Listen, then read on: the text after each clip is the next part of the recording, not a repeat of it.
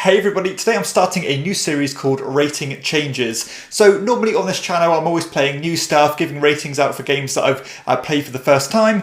But of course I've got my own collection and I'm always playing games that are already in my collection. So I wanted to make a series covering games where I've had them for a long time or had them for a while, and if my opinion of those games have changed for the better or for the worse. So I've got 10 games I'm going to talk about on this first episodes. 5 of them have gone up in ratings, 5 of them have gone down. So let's get started. So I think I'll start with the negative and get them out of the way, and then move on to the positive. So the first game I want to talk about is New York Zoo, which I've moved from a 6.5 down to a 6. So it's not the biggest of changes here. This is an Uwe Rosenberg tile placement style game where you are building your own zoo by placing these polyomino tiles, and you're basically trying to fill out this map as quickly as you can because the first person to do so is the winner. This game has a little bit of a twist on to kind of differentiate itself from his other tile placement games, whereas this one you are placing these animal meeples on your tiles, and then every kind of so often they are kind of reproducing and creating more and more and more animals, meaning that when you fill those tiles up you can place a new bonus tile down. I like this game. It's perfectly fine, and it's a very standard tile placement style game, very accessible. The reason why it's fallen slightly for me is I think for a couple of reasons. So first off, if I'm directly comparing this to other tile placement games by Rosenberg, I don't think it's quite as strong as things such as Patchwork.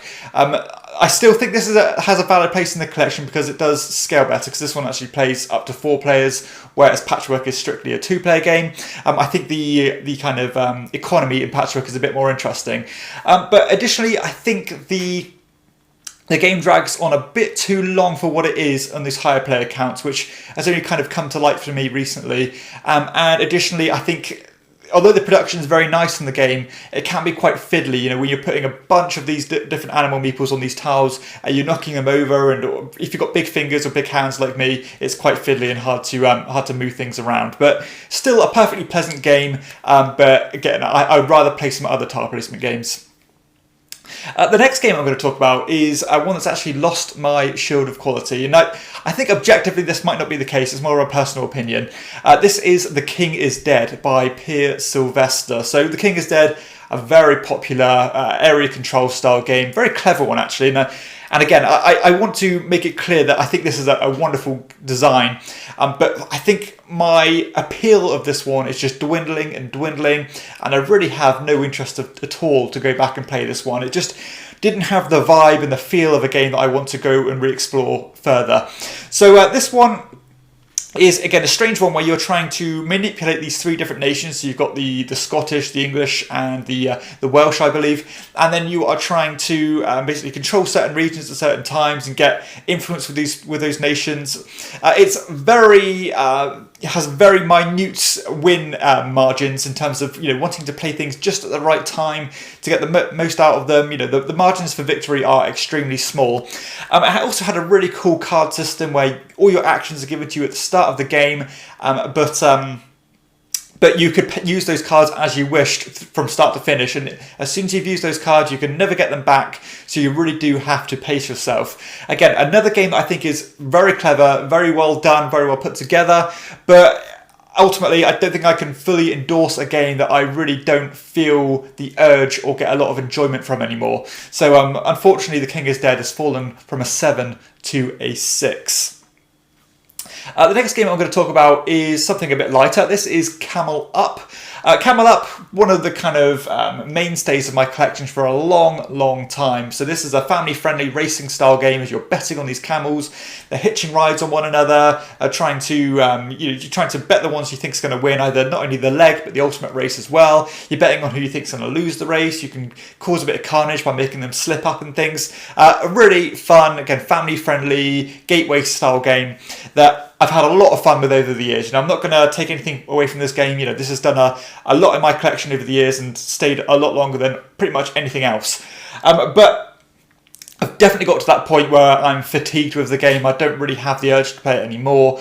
And a bit like King is Dead, if that urge isn't there, that enjoyment isn't really screaming out to me, it's going to have to fall. So I've actually dipped this one from a 7 to a 6. I think maybe as time goes by it could creep up again, because maybe that separation will start to come in and I'll start to get the urge to play it again. But right now I'm done with it. I've kind of closed the lid on that one and I'm ready to move on from Camel Up.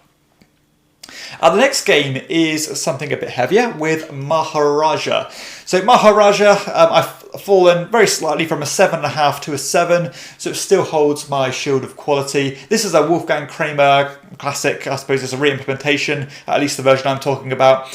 I like this game. It's got a lot I enjoy about it. Is you're trying to place your kind of pieces around these roads to make traveling cheaper. You're trying to get influence where the Maharaja piece is, going to all these different cities. You're trying to manipulate or kind of utilize your player powers to your benefit. Has a lot going on that I like. I think it's a very smooth game, very fun game, and I can't really say much negative about it at all. The only reason that this has fallen from me is because I think it's unavoidable to not compare this to something else. So one of my favourite games, in fact my favourite game of all time, is El Grande, and I can't help but compare the two. So I think, am I going to ever select to play Maharaja over El Grande? Never ever. So for that reason I had to kind of leave my collection, because it's just going to be sat there and not getting played. But I can still sit back and confidently recommend to check this game out. I think it's a solid design, but is it as good as El Grande? Absolutely not. And I think by default it's fallen down to that 7, because that factor that I'm not going to get this played has to reflect on my score. And the final negative one I'm going to talk about is Merv at the Heart of the Silk Road. So this has fallen from an 8 to a 7.5. And there's one key reason for that, I think. I think it's the fact that I mostly play this game at 2 players. And initially I was quite happy with the 2-player variant of the game, but when I've played this again, I was left with a little bit of a sour taste in my mouth, and I didn't enjoy it as much as I did the first time. So if you don't know what Merv is, it's a pretty generic but beautiful looking Euro game, as you are trying to move around this map of Merv, either going from the horizontal or vertical axes, and the Merv is made up of this bunch of tiles with different actions on them, and they also determine the resources you can get by selecting these different buildings. And you're using all these different actions to do lots of different mini games to get points in different ways. So it's pretty simple. Has that kind of Trajan-esque feel to it, where you're playing all these different mini games. But yeah, I'll go back to that 2-player variant, where I always felt like, well, especially in the most recent time I've played this game, I feel like it's a bit obvious about what you want to do in order to shaft the other player. You're obviously going to put it in the most lucrative spot, or obviously going to put it in the spot where it's going to hurt your opponent the most, and you want to leave them with the fewest options. And if that required a bit more thought, a bit more kind of savviness about how you're going to utilise that blocker, I would have probably enjoyed it more. But because the visuals of the game are so clear about what the other people have invested in, I think it's such an obvious choice of where you're going to put it, and it's a bit of a no-brainer. So again, that kind of really did affect the score for me a bit. I still think this is a rock-solid Euro game and a really enjoyable one. And of course, playing that 3 to 4 player mark, I really think it's fantastic. But I had to knock it down to a 7.5 because of that 2-player variant. So let's go on to the positive games here. So we're going to start off with Lost City. So a Reiner Knizia kind of tug-of-war classic game. I've moved this one from a 7 to a 7.5. Really enjoying this one still. I think it's got some amazing decisions in this one. Some great tension and hand management, as you've got to be careful about what cards to give your opponent, or the opportunity to leave to your opponent. And you're basically trying to play cards of a certain colour onto your side of the board, but being careful that if you don't reach a certain threshold, you can potentially suffer negative points. So you're sharing those cards with your opponent. Which ones are you going to invest in? Which ones are you worried about your opponent having a stake in as well?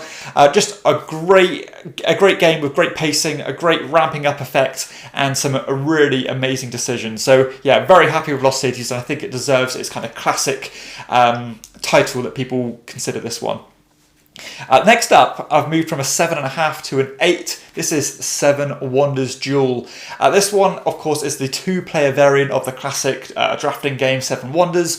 This one I like so much more than the original, and I'm really enjoying this one still. So quick, one of the best ratios in terms of depth choices, all these strategies in comparison to the time it takes. So this one only takes about half an hour to play. I love the drafting system of this game, as you have this pyramid of cards, and you can only draft from the kind of base of that one, but as you're revealing or drafting more cards, you're revealing the ones below it, being careful not to leave your opponent with opportunities. And I'm just really enjoying the different strategies you can take at this one. I love the different progress tokens you can go down, the different paths to victory, and this one is truly as good as people say it is. And I'm so happy with this one, and who knows, this one could go up even further now I have the expansions on my shelf to play. So yeah, very happy with Seven Wonders Duel, and just keeps going from strength to strength. The next game is a very minor climb, but a significant climb. So this is Tawantin Suyu. So this is kind of an honorary member of the T series of game made famous by Daniele Tascini, but this one is actually by David Terzi, and I would say this is probably one of the heavier ones in the series, as you have this massive pyramid on this board, and you are basically placing meeples down in a worker placement style fashion. But the more you compile these meeples together, you can get more and more actions, and you're trying to cascade down this pyramid to get stronger actions as well. And I know this game is very intimidating. I think this is one of the most intimidating games I own in terms of pure symbology being all over the board. And I always had that doubt in the back of my head, is this going to be a bit too bamboozling for people? Is it too much? Who am I going to play this with? But the more I'm playing this one, I'm kind of having my thoughts kind of solidified and verified, and thinking this is a really solid game of some really fun decisions here. I'm still slightly hesitant to give it my shield or my elite shield, because I require an 8.5 to get to that level. I've just slipped it just under because of those reasons, because it is a bit of a teach. It can be quite AP prone. There's a lot of choices here available to you at any time. So I'm still just thinking, is it just a bit too much of an obstacle to keep it into that higher bracket? But still really enjoying this one, and I was thinking, is this going to be as good as I've remembered it? And yes, it certainly is. The penultimate game I'm going to talk about is a game that's been in my collection for years and years and years. This is Hana Makoji. I've moved this one from an 8 to an 8.5, so giving it my elite shield, the best of the best. And the reason for this one is, and I will say this one did used to have my shield and my elite shield, but a bit like I said with Camel Up, I used to play this one a lot. I got quite fatigued with it. The draw for me to come back to it did dwindle and dwindle. But I've got to that point now where I can just look back at this game and think, this game is so well designed. It's just beautifully made, so delicately balanced. And the more two-player games I'm playing, the more you realise how good this game is. So, I feel a bit silly for actually knocking this one down below an 8.5, because there is no way this doesn't deserve my elite shield. This is amongst the best two-player games I've ever played. So definitely I want to check out if you like your two-player games. That is Hana Makoji, a brilliant tug-of-war style game with elegant mechanisms and just the most delicately balanced game I've ever played. And the final game I'm going to talk about is actually my biggest jump. This is Mandala. So Mandala, I've moved it from an 8 to a 9. So I think this game is incredible. In fact, I'm pretty sure it is my best and my favourite two-player game of all time at this point. This is such a clever game, as you're using these cards to bid to collect other cards, but when you collect cards, they're going to go into this row of scoring cards that you get, and the order in which you get these cards kind of determines the value of these cards as you go along. So the ones you collect later are worth more points, but the cards that you're collecting are also the cards you're bidding with. So you've got to be really careful about what you're going to expend, which cards you're leaving to your opponent, because some cards can be worth a fortune to your opponent, but not much to you. So clean, loads of things to juggle in this one, some great restrictions in the game, and I just think this game is an absolute masterpiece. I think this is a timeless feel, and I'm so baffled that this game is only, I think, a year or two old, and it feels like a game from a bygone era that people will be playing for decades and decades to come. I think this is wonderful. It's so much fun, and I think this is just one of those games that's going to be a game that I play for years to come. And there aren't many games that stick around for me in terms of that kind of longevity, but I can't ever see me getting tired of Mandala, and I'm just completely enamoured with this one at the moment. So that concludes this video. I hope you've enjoyed it. It's a new concept, so give me some feedback if you think this is a good idea for a series. I think it is, so hopefully you'll agree with that. So if you have enjoyed this video, please hit like and subscribe to my channel, and check out my other videos too. And for everyone else, I'll see you next time on Chairman of the Board. Bye.